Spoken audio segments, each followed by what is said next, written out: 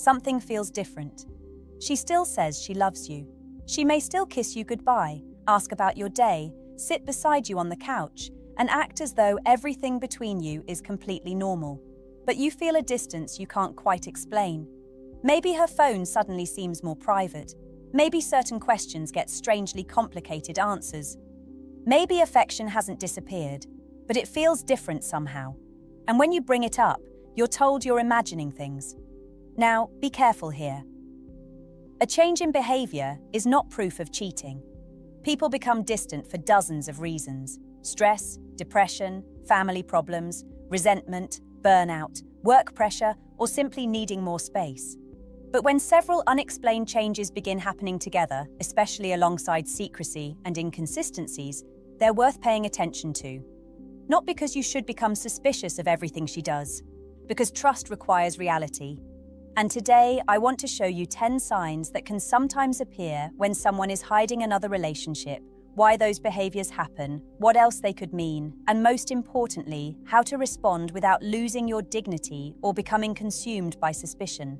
If you've been trying to understand a relationship that suddenly doesn't feel like the one you remember, stay with me. And if you appreciate relationship advice that doesn't turn every confusing behavior into a conspiracy, like the video and subscribe. Now let's start with a sign that seems obvious until you understand what you're actually looking for.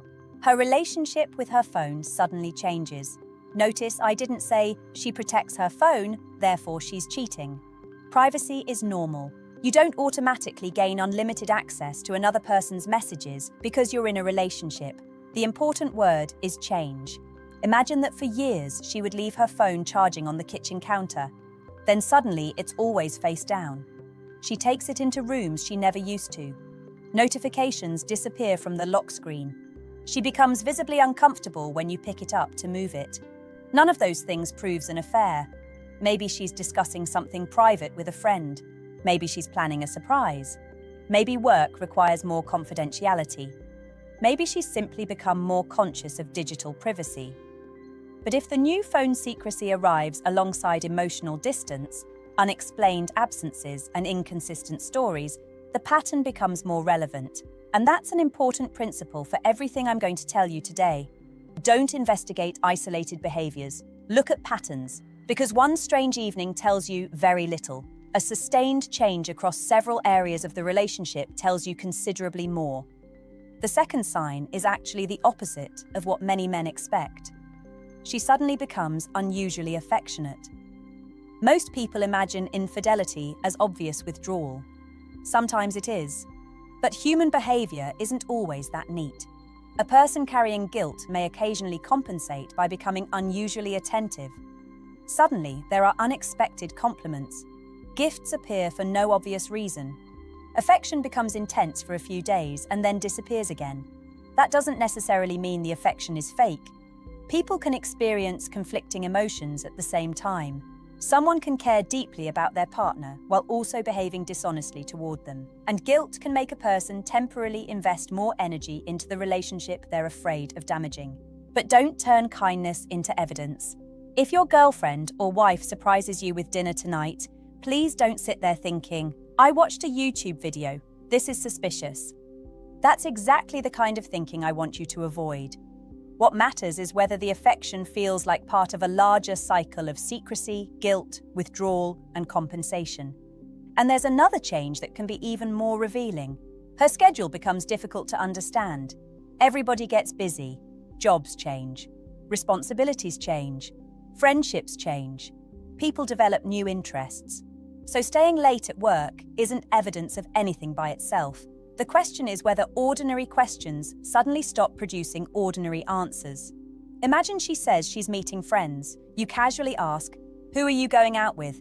And instead of answering naturally, she becomes irritated. Why do you need to know? Again, defensiveness alone doesn't prove cheating. Maybe your relationship already has a history of jealousy or controlling behavior, and she's reacting to that. But repeated vagueness around time and whereabouts deserves attention when it represents a genuine departure from the relationship's normal level of openness. Healthy privacy and deliberate concealment aren't the same thing. Privacy says, "I'm allowed to have parts of my life that belong to me." Secrecy says, I need you to believe something that isn't true. That distinction matters, and it leads directly into sign number 4. Her explanations contain small inconsistencies. This one is subtle because people naturally misremember things. She tells you she went to one restaurant, then later remembers it was somewhere else. That means almost nothing. Human memory isn't a perfect recording, but repeated contradictions around the same sensitive subjects are different. Maybe a colleague she barely talks to somehow keeps appearing in stories. Maybe she initially says she came home late because of work, then later mentions stopping somewhere she never told you about. Maybe you aren't even trying to catch her in a contradiction. You simply notice that the pieces don't fit. Here's where many men make a damaging mistake. They become detectives. They start taking screenshots, checking timestamps, interrogating friends, studying social media activity, and trying to construct a case. And slowly, the relationship becomes an investigation. Don't do that to yourself. If you've reached the point where you believe you need surveillance to feel safe in your relationship, the problem is already larger than whether you can prove one particular lie. You need a conversation about trust. And that brings us to sign number 5. Simple questions suddenly feel like accusations. You say, "You seem distant lately. Is something going on?" And instead of discussing the distance, the entire conversation becomes about your character. You're paranoid. You're always insecure. You don't trust anybody.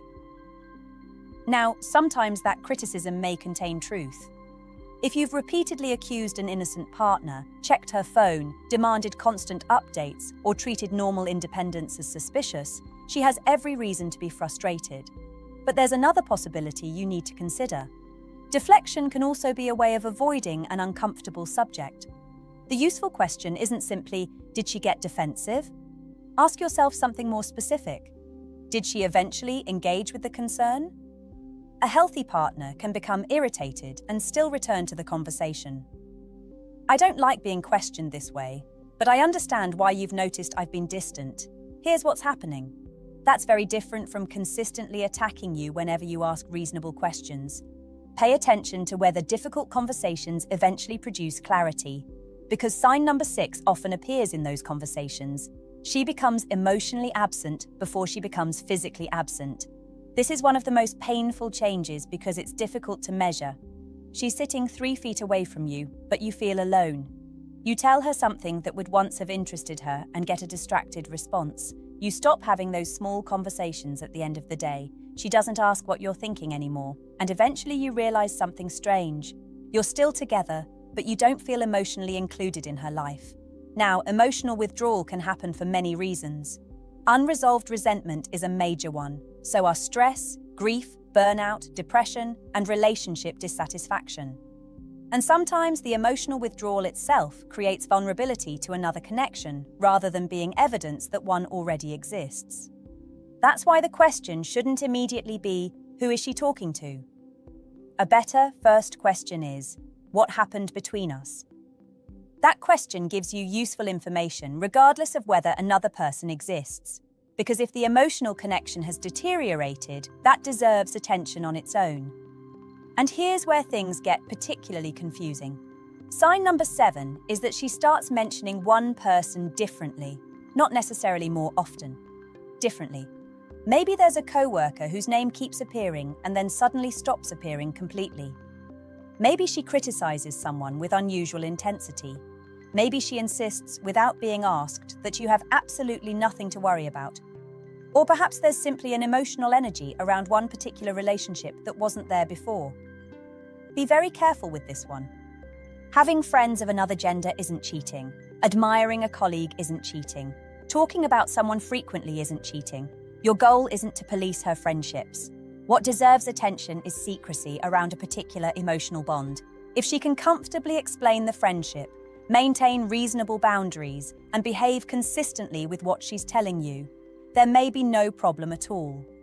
But if the relationship has to be minimized, hidden, deleted, or repeatedly lied about, then you're no longer dealing with ordinary friendship boundaries. You're dealing with dishonesty.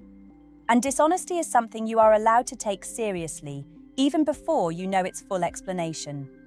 Sign number 8 is a sudden rewriting of your relationship history. This one can be emotionally brutal. You remember years containing good moments and bad ones. Suddenly, she describes the entire relationship as though it has always been miserable. We've never really connected. You've never understood me. I don't think I've been happy for years. Now, don't automatically dismiss statements like these. Sometimes a partner has genuinely been unhappy much longer than you realized. People don't always communicate dissatisfaction well, and hearing that can be painful without being dishonest. But sometimes people psychologically simplify complicated situations when they're trying to justify a major emotional decision. If someone is becoming attached elsewhere, it may become easier to view the existing relationship almost entirely through its failures. The past hasn't literally changed. The interpretation of the past has. So instead of arguing, "That's not true, we were happy," ask something more useful. When did you begin feeling this way, and why didn't we talk about it earlier? Listen carefully to the answer. You're not trying to win a courtroom argument about your relationship. You're trying to understand whether the two of you still share the same reality. Sign number 9 is a sudden shift in intimacy that nobody wants to talk about. I'm keeping this non-explicit because the psychological point matters more than the details. Physical affection and intimacy naturally fluctuate in long relationships. Stress changes them. Health changes them. Hormones change them. Parenting changes them. Conflict changes them. So a decrease or increase in intimacy doesn't automatically point toward infidelity. What matters more is an unexplained change combined with unwillingness to communicate about it. Maybe she stops initiating affection. Maybe physical closeness suddenly feels emotionally disconnected. Or perhaps there's an unexpected increase that doesn't seem connected to greater closeness elsewhere in the relationship. Instead of asking, "What does this prove?" ask, "Can we talk openly about what's changed between us?" The quality of that conversation will often tell you more than the behavior itself. And now we come to number 10. This may be the most important sign because it isn't about phones, schedules, clothing, social media, or another man. It's about whether the relationship can tolerate honest questions.